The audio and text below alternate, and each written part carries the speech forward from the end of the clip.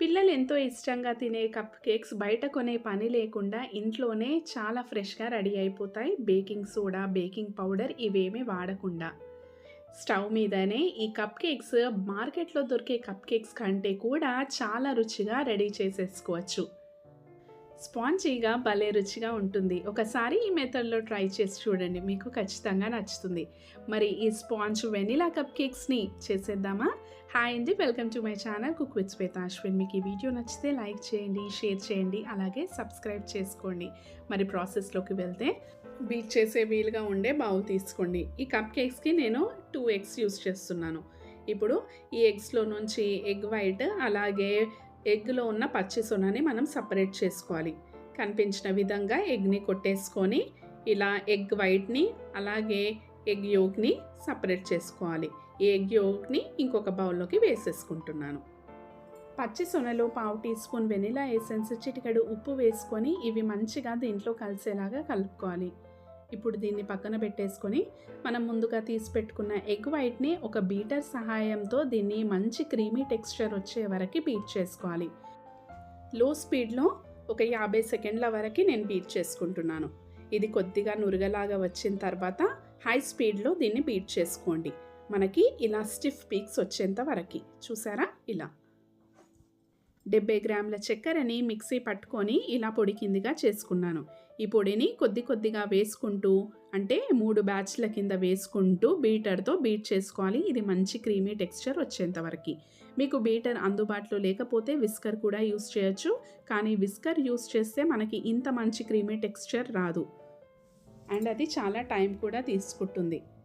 ఇలా బ్యాచ్ల కింద మనం చక్కెర వేసుకున్న తర్వాత ఇలా బీట్ చేసుకున్న తర్వాత మనకి స్టిఫ్ పీక్స్ రావాలి. అలా వస్తేనే ఇది పర్ఫెక్ట్‌గా బీట్ అయినట్టు. ఇలా రావాలి. ఇప్పుడు మనము ముందుగా వెనిలా ఎసెన్స్ కలిపి పెట్టుకున్న పచ్చి సొనను కూడా దీంట్లో వేసేసుకొని ఇది దాంట్లో కలిసేలా మంచిగా బీట్ చేసుకోండి. బీటర్‌తో చేసుకుంటే మనకి ఇలా మంచి క్రీమీ టెక్స్చర్ వస్తుంది. ఇప్పుడు దీంట్లో మనము ఎంతైతే చక్కెర తీసుకున్నామో అంతనే అంటే 70 గ్రాముల మైదా పిండిని ఇలా జల్లించుకొని దాంట్లో వేసుకుంటున్నాను. ఇలా జల్లించుకోవడం వల్ల పిండిలో ఏం లంప్స్ లేకుండా మనకి కప్ కేక్స్ పర్ఫెక్ట్‌గా రెడీ అవుతాయి. ఇప్పుడు పిండిని ఎక్కువ మరీ కలపకుండా కనిపించిన విధంగా ఆ పిండి ఆ ఎగ్ బ్యాటర్‌లో కలిసేటట్టుగా మనం కలుపుకోవాలి. మరి ఎక్కువ కలుపుకున్నా కూడా మనకి పర్ఫెక్ట్‌గా కప్ కేక్స్ రావు. సో చూసారా? ఇలా పిండి కనిపించకుండా నేను కలిపేసుకున్నాను. ఒక చిన్న బౌల్‌లో 2 టేబుల్ స్పూన్ల నూనె అలాగే 2 టేబుల్ స్పూన్ల చల్లని పాలను వేసుకుంటున్నాను. ఇవి ఒకసారి కలుపుకొని దీంట్లో మనము కలిపి పెట్టుకున్న కేక్ బ్యాటర్‌ని కొద్దిగా వేసుకోవాలి. ఇందులో ఏమాత్రం లంప్స్ లేకుండా దీన్ని మంచిగా కలుపుకోవాలి. ఇది మంచి క్రీమీ టెక్స్చర్ వచ్చేంత వరకు కలుపుకున్న తర్వాత దీన్నిప్పుడు కేక్ బ్యాటర్‌లో వేసుకొని మనం ముందుగా కలుపుకున్న విధంగానే నెమ్మదిగా కలుపుకోవాలి. ఇప్పుడు ఇది ఇలా రెడీ చేసుకొని మనము కప్ కేక్స్ ప్రిపేర్ చేసుకోవడమే. దానికోసం ఒక చిన్న కటోరీ అంటే చిన్న మన ఇంట్లో ఉన్న స్టీల్ గిన్నెలు ఇలా తీసుకొని దీంట్లో కప్ కేక్ లైనర్స్ పెట్టేసుకుంటున్నాను. ఇప్పుడు ఒక 2 స్పూన్ల సహాయంతో కనిపించిన విధంగా ఈ బ్యాటర్‌ని ఆ కప్ కేక్ లైనర్‌లో వేసుకోవాలి. అయితే దీంట్లో మనం బేకింగ్ పౌడర్, బేకింగ్ సోడా ఏం వాడలేం కాబట్టి కేక్ బ్యాటర్‌ని కప్ కేక్ లైనర్స్‌లో నిండుగా ఫిల్ చేశాను ఇలా. ఇప్పుడు ఒక కుక్కర్‌లో కింద సాల్ట్ వేసుకొని స్టాండ్ మీద ప్లేట్ ఇలా అమర్చుకొని దీన్ని 10 నుంచి 15 నిమిషాల వరకు వేడి చేసుకున్నాను. వేడి చేసుకున్న తర్వాత ఈ కటోరీలో అంటే ఈ కప్ కేక్స్‌ని పెట్టేసి ఒక 35 నుంచి 40 నిమిషాలు మీడియం ఫ్లేమ్‌లో బేక్ చేసుకుంటే మన కప్ కేక్స్ రెడీ అయిపోయినట్టే.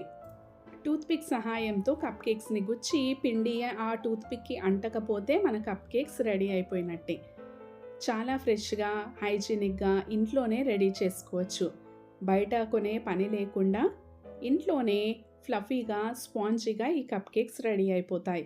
మనం బేకింగ్ పౌడర్, బేకింగ్ సోడా ఏం వాడట్లే కాబట్టి బీటర్‌తోనే మనకి ఆ క్రీమీ టెక్స్చర్ వస్తేనే మనకి ఈ స్పాంజీ టెక్స్చర్ వస్తుంది.